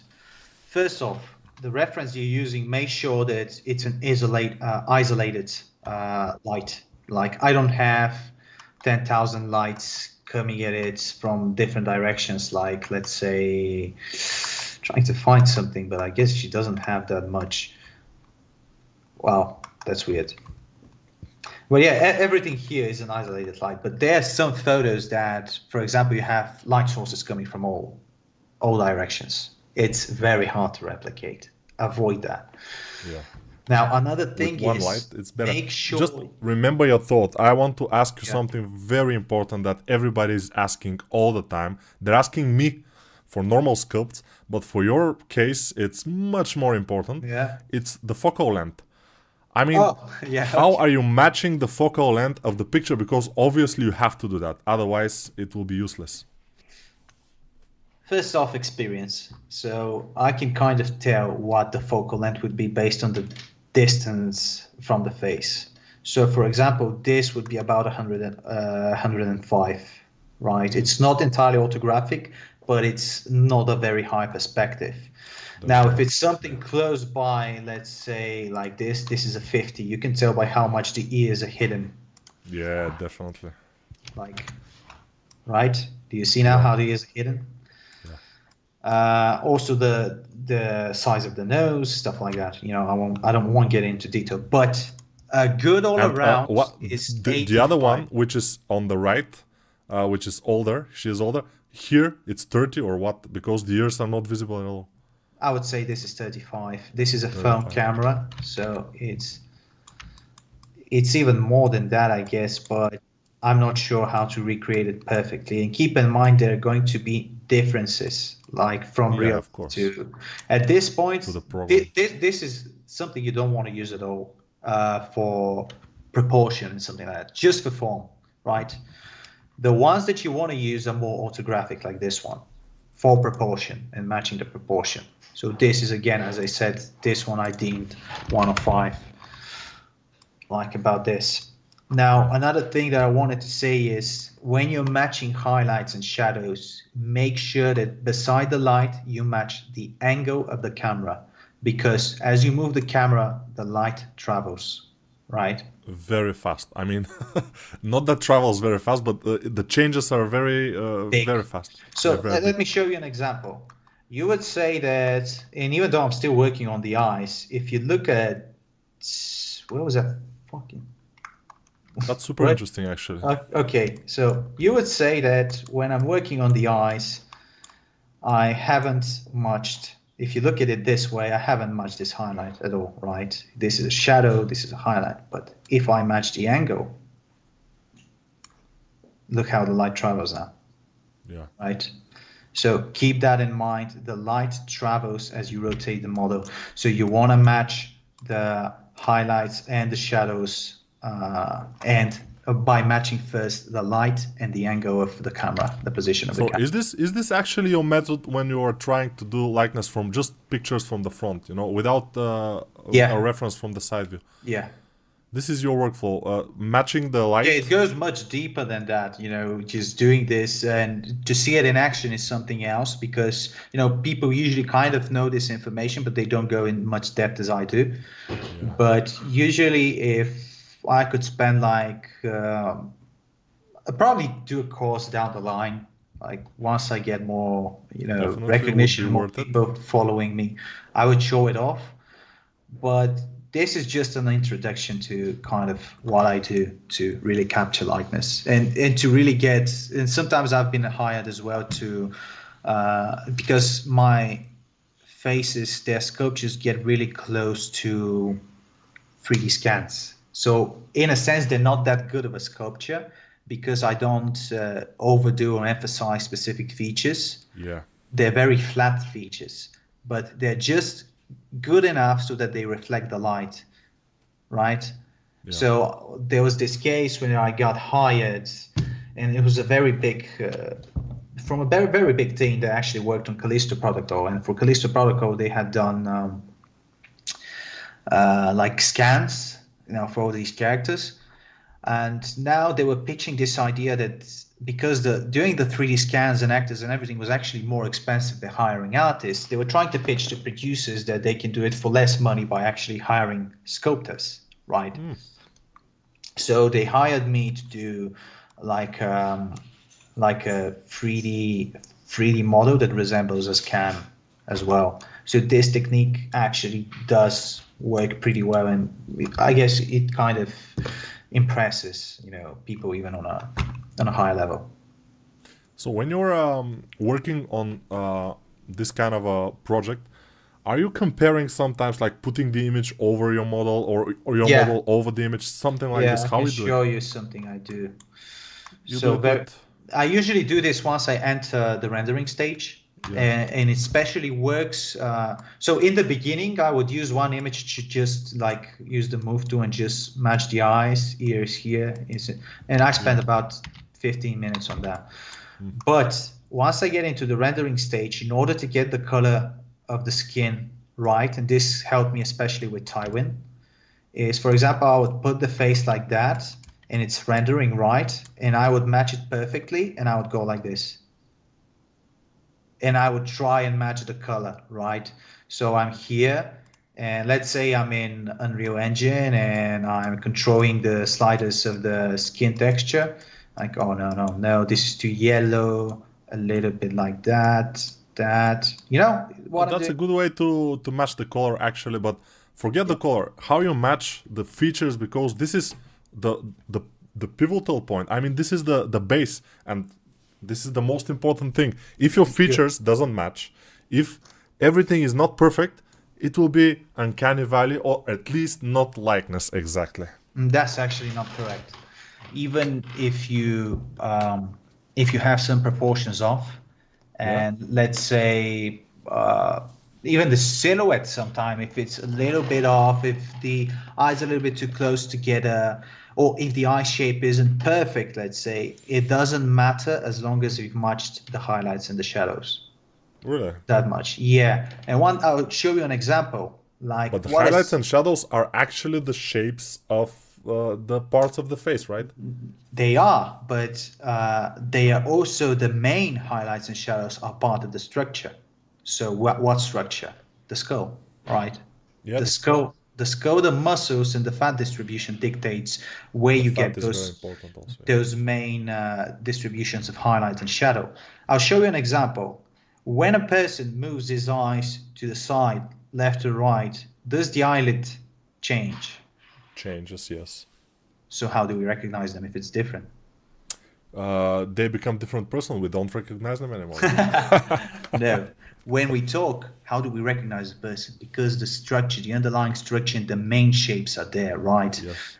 And after that, if you want to go for a certain expression, yeah, of course you have to match the highlights and shadows on the eyelid, on everything. But in order to get the likeness, you gotta focus on the big ones, the forehead, the chin, the jaw, the cheekbones, all that stuff that is solid and that remains, whether the person is moving, whether he's talking, whether he's angry or not, the skull underneath, right? So those are the big highlights and shadows. But not only that, I see that with this model, particularly because we are seeing it, you have matched almost perfectly the mouth, the overall shapes, and the nose. It's actually pretty different still. So not on this image, on the other image that you have shown first. On this one, actually, you managed to do it pretty well. Oh, this is actually a lot better, actually. Yeah, it is. But this is not the image I matched in the beginning. This is the image I matched in the beginning. Really? Yeah. Maybe you have to lift the backside of the chin a little. Here the. Oh, there are a lot of. No, this is because she's rotated her head. Ah, okay. So you have some fat distribution here that you can see it. Yeah, it's image. there. Yeah. But this is only when she was young. I mean, now it's probably even worse. I think so, yeah, but I'm going for most likely this image as a main reference. I really like it here, very natural beauty. But yeah, try and spend this time in the beginning. So make sure that when you match using the transform texture, like the projection, everybody knows how to use it, right? So Most once people when they use ZBrush, but many people in my channel right now are using mostly Blender. And in Blender, projections are not that easy to do. But still, we have other means to do it, I guess. So here are some advices on how to do it. Make sure that first off, you know how to match the angle, right? For example, I would look at the silhouette and I would see that the eyelid is barely visible. Yeah. Right, just about here. Then I would take a look at the ears based towards the nose, right? We're kind of close, we're not going to match it. Another thing is make sure you use the skin shader and something that has a lot of ambient color so that it sticks out and you can actually see it, right? Yeah. It's probably not going to be shadow. It's not going to be perfect because I've done a lot of sculpting on top of after I matched it, as I said. First I match it and then I start sculpting. But do you think you have matched the focal length exactly for this image? Oh, no, this one, no. I'd say this is about an 85 to maybe a 70 even. You can see now it's better. And then you also have the different angles like this, and you just try and get it. So obviously some differences and probably it's relatively fine. They're relatively cool. Yeah, but again, if you want to, after you're done sculpting, you can just go back and do this. But I'd say just do it in the beginning and forget. And then once you're done with sculpting and you like the shapes and highlights, you can redo that. But don't focus on this being the only thing that you do, because a lot of people do it and they end up with really uncanny looking models. You're never gonna match it perfectly. You know, you have to trust your own eye. So it's a long process, yeah. Nowadays it takes you really not so long, actually, as we can see. Back in the days it was like tens of hours and hundreds of hours even to make a model like this. Now you can do it pretty quickly because you're getting better, right? Yeah. The sculpture at least could be pretty quick, but then the thing is that once you get into the renderer and you put in the hair, you put in, let's say, the skin, the makeup, whatever, depends on who you're doing, like problems can really come out on the surface, and then you have to go back and forth, you know. Oh, I have to change this, like, oh, this highlight, I can see it in ZBrush, the forehead, but like it's too shallow in let's say it's too shallow in Unreal Engine. So what we do, well, maybe we want to capture the light, so I'm going to push it inwards. You see what I did? I didn't push it outwards like this, because that way we only get the top. But to capture the light so that it travels in between the walls, and I'm going to show you an example. You see how strong it is now? Yeah. So how does light enter and escape? And I can show you right now. Sure, if you see me good on camera, I moved 1,000 times. Okay, so we have, let's say this is the surface, right? And this is, let's see what, start with this flat surface actually. Right, so we get this, and then we get the light. Well, what is light? It's yellow, like the sun, of course. Of course. And then we get light from this angle, and it just goes out, right? It retains the same angle on the exit. Yeah. So we get light here. Now, let's say that we do the surface like that. Let's say this is a wrinkle. No, not a wrinkle. This is the forehead, like I showed you the example. I pushed it in. Yeah.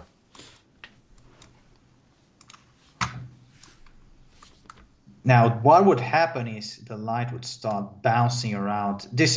I am not from National Geographic. Just the representation, yeah, a little bit. So you would get light spread out across the entire thing. But let's now say we want the light to not escape. So we want to make a deep wrinkle. right? So like a really deep wrinkle, not like these ones here, but like this one here. So how do we do that? Okay, so the first thing is, this is the skin surface, right? And then we want deep wrinkle. If we do this, and we just go with a damp standard and it does this, right? What's gonna happen is, for example, I have no idea, but it's gonna escape, right? Yeah. So we are going to actually, if it escapes, it means we're gonna get a reflection here. But if we do the wrinkle like this,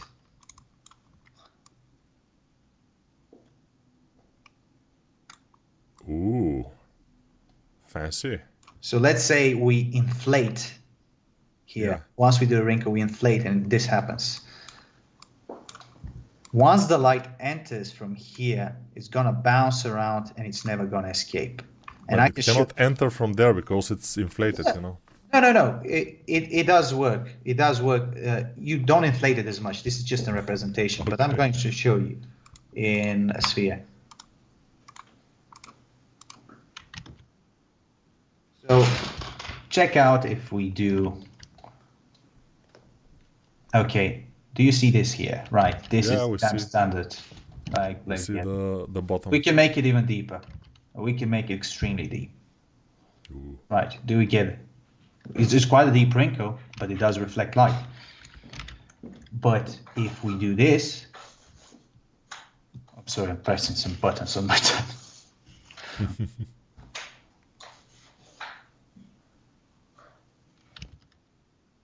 gonna inflate the upper part here. I made it a little bit too deep to work with. Do you see now how it's starting to create a shadow here? Yeah, the darkness. So that's a deep wrinkle that you want to do, because now the light is being captured and it cannot escape as easily. Okay, so let's concentrate a little bit more on the overall side of things. I mean, not to go into the details of wrinkles and stuff, because the most important is actually the likeness, right? I mean, but this is part of the likeness. This is how light reacts to create the likeness. Yes, but you are using how many images of this girl now? You said that are not too many. How many is not too many?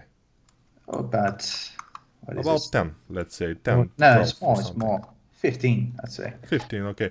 Yeah. 15 is not too much. So when person is trying to do it from 2 images, for example, it's not gonna work, especially if they're not experienced. For you, it may work, but for most people in the beginning, they need more than this, most likely. They need to match, every time they're watching one of those images, they need to match the focal length. Are you matching all the time the focal length of each image, or no? No.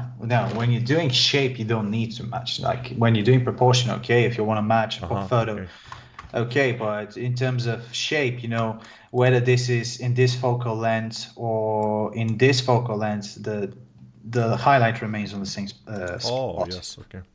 Right, so... I don't know if that's the case in Blender, but it should be, I guess. It's the light, so... Yeah, it should be the same. If you're starting to do this likenesses in Blender, render them in Blender, do everything in Blender, your popularity will grow at least double or triple, I guess. That's my opinion, at least. I don't know if I've got the nerves to... It's a challenge. I mean, learn a new software. I'm really into staying with what I know. It's very hard for me to get into a new thing. That's why I had to wait for a whole course by Sevki, you know, to just start learning Arnold. I could have done that years ago, but you know, I didn't want to. I want it given to me like on a plate. Okay. On a plate, yeah. Yeah. Tell me, there is a question. How important, because we had to get this. How important is anatomy knowledge in creating realistic 3D likenesses, and how do you apply that knowledge? Yeah, I know it's a funny subject for you, but tell me. So there's this thing in the 3D industry that the anatomy is the be all end all of everything, but To me, it's actually just a basis. It's like the first step. And very often when people share their artwork and they ask people for advice, how can I improve this? And people would say, your anatomy is not good, improve your anatomy. But that's not the only thing you need to improve. You actually need to know anatomy just to start it out and know what you're doing to an extent. But when you think about it, the anatomy is just a set of rules. Like, let's say the ear hole to the point of the nose bone is equal to the ear hole to the back of the head. Kind of, relatively speaking, it's about that. Or the nose is about one size of the eye in between the two eyes. Those are proportions. This is not anatomy. Those are just proportions. It's also placement of the bone, right? The nose bone. Yeah, but there is placement. The anatomy is like all the fats, all the fat pads, all the muscles, all the bones below, and even the veins. I would give you an example with the fat pads, right? Here's a rule: you have three upper eyelid fat pads, right? Yeah. That's a rule, right? But what does this rule tell you? Does it, one is bigger than the other? Okay, right, but does it tell you anything about their shape? It tells you that you have to seek this in your subject, for example. You have to seek it, but you need to learn to observe, because every shape, every fat pad, every muscle. For example, do you know that usually you have your smile puller muscles, the zygomaticus major, right here from the cheekbone to the lips. Do you know why people have this? Yeah,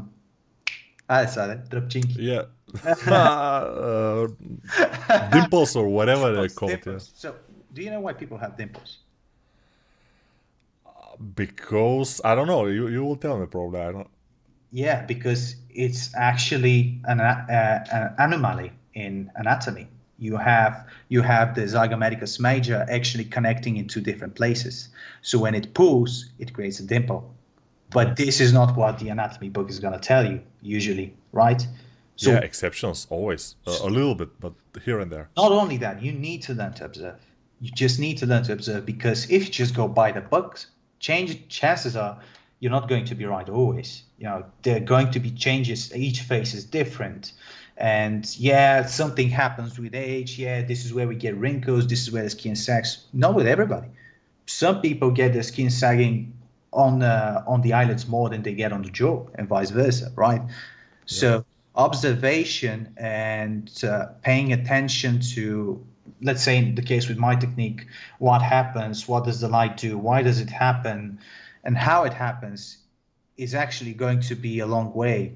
And I know it sounds like you're not saying anything, observation, but if you think about it, observation and training your eye and doing more faces and spending a lot of time on the faces that you're making and trying to give yourself critique, get critique from other people that are not just going to tell you fix your anatomy, they're going to tell this is off, there's something off about it, then studying this part on the person.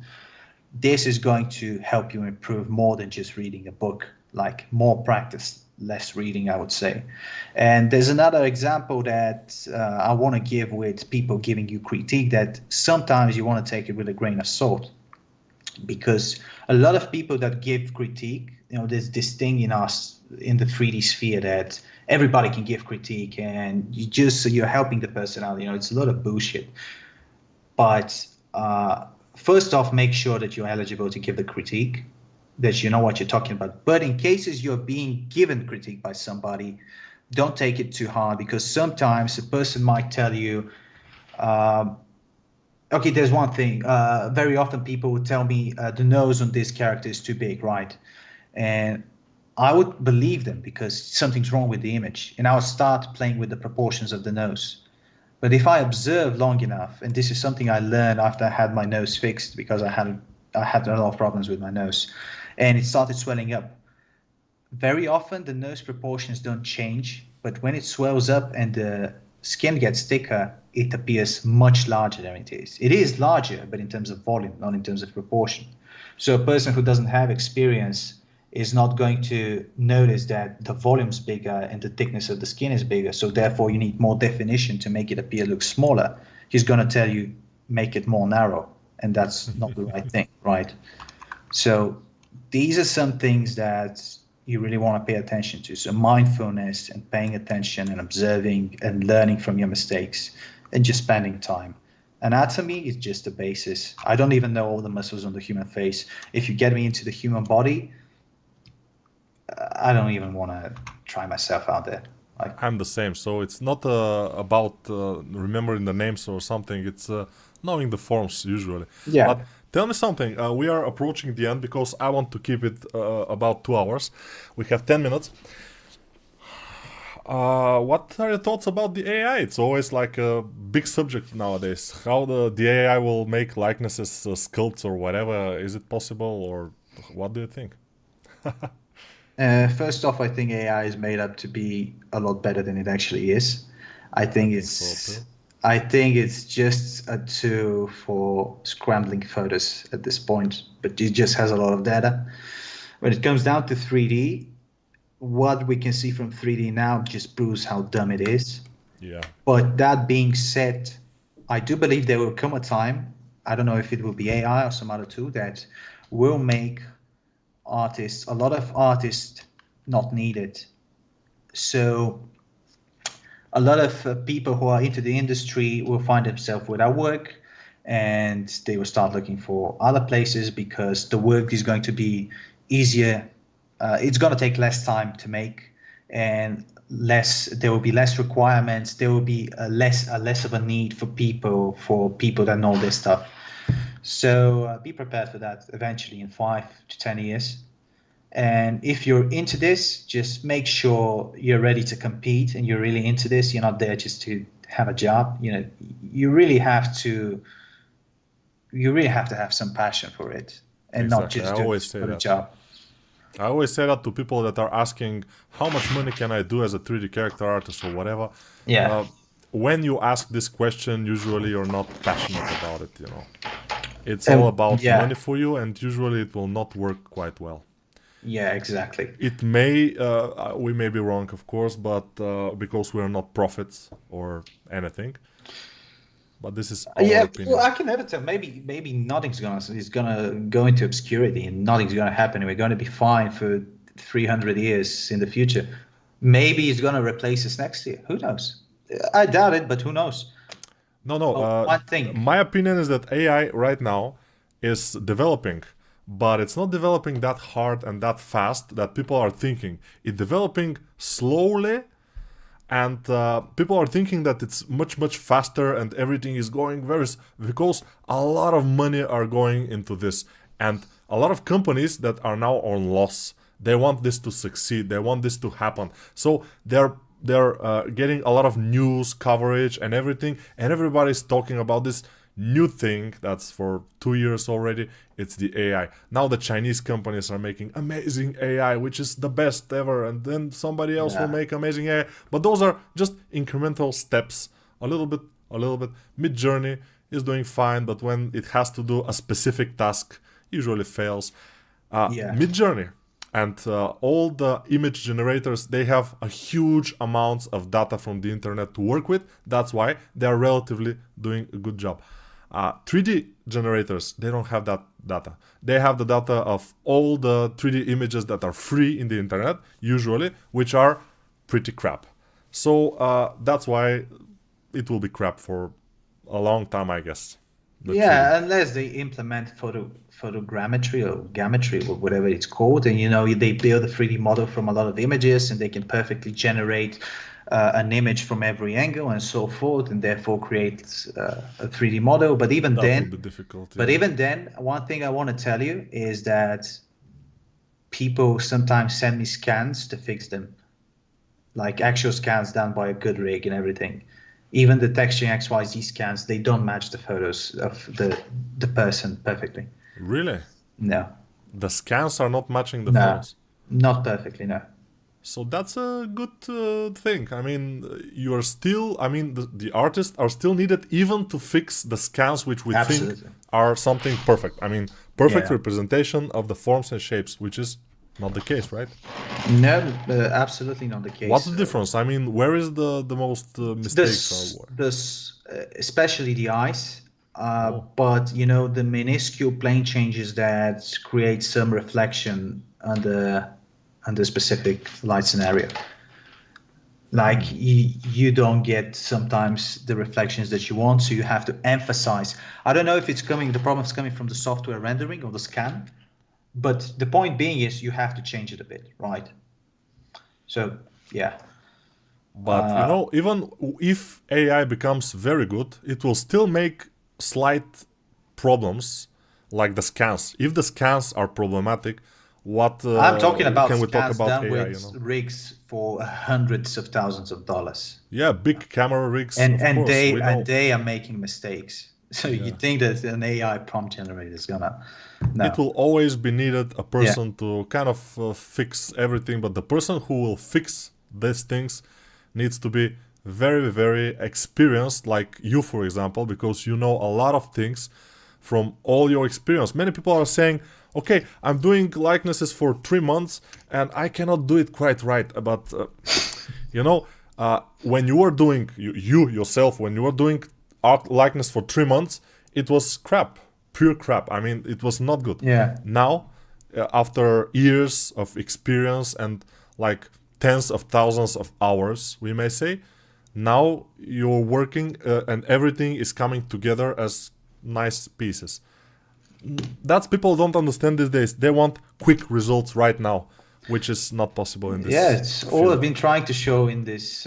We've been trying to show in this podcast, so interview, whatever. Yeah, I don't know. I'm not sure It's what it the is. same, yeah. Podcast Yeah, interview doesn't matter. yeah. So I hope that people watching, some of them can just take a breather and understand that they just need time. Nobody was born with that skill. I tell you, even Michelangelo probably Yeah, probably he sucked was before working somebody a taught lot. him. Yeah, Yeah, everybody's working a lot. So yeah, and one more thing for the AI and people just worry that they won't have a job. Trust me, no matter what you're doing, if you're really good at it, you're gonna have a job. So always.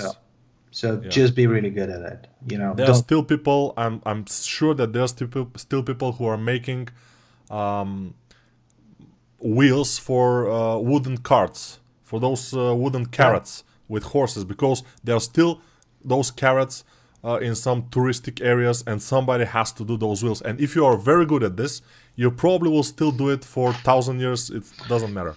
They are armorers. There are still, yeah, people who are making armors, especially for props for movies, Yeah, I like guess, or yeah, for medieval recreation of armorers, events. like and blacksmiths. So Yeah. obviously, just make sure you don't strive for mediocrity. Strive to be good at something, and eventually you'll be fine. Don't worry about that. But if you're just into it for like making an easy buck, that is not it's not your thing. Like better get out. Even in terms of art related things, like every other art venture is gonna make you more money than 3D art, or visual arts. Like being a great actor is gonna make you millions. Being a great singer, a great DJ is gonna make you millions. Being a great 3D artist, like Thousands. Some no, thousands. just become a CEO of something.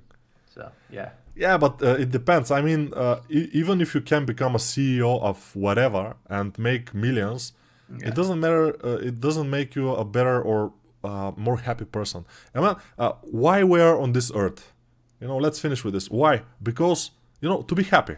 We want to be happy, and to be happy, you have to do something that makes you happy, for work, preferably, if you can. And I think I found this. You probably found this.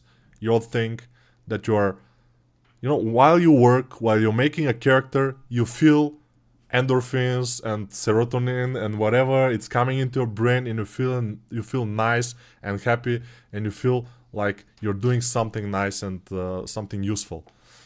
And that's what kind of job we want to have. I mean, all people want, but many people doesn't. I believe if you really find what you were born to do, because I believe there are things you're born to do that you're predispositioned to be better at than other people. This is going to make you happy as long as you pursue it and as long as you become successful at it. And why we are here, I don't know. But I think happiness comes with, staying on your path and making sure that you leave something after you that's useful to humanity.